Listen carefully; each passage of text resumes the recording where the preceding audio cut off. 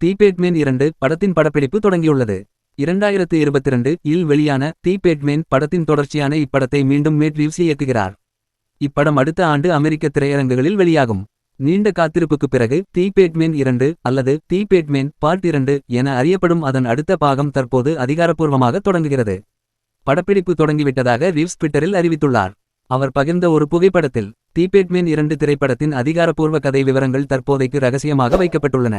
முன்னதாக இப்படத்தில் Harvey tent 2 face கதாபாத்திரத்தில் செபாஸ்டியன் ஸ்டான் நடிக்கவிருப்பதாக நம்பப்பட்டது. இருப்பினும் ஜெஃப் ஸ்னீயின் கூற்றுப்படி தி பேட்மேன் பார்ட் 2 திரைப்படம் வார்னர் பிரதர்ஸ் பிக்சர்ஸ் மற்றும் டிசி ஸ்டுடியோஸ் நிறுவனங்களால் அக்டோபர் 1, 2027 அன்று வெளியிட திட்டமிடப்பட்டுள்ளது.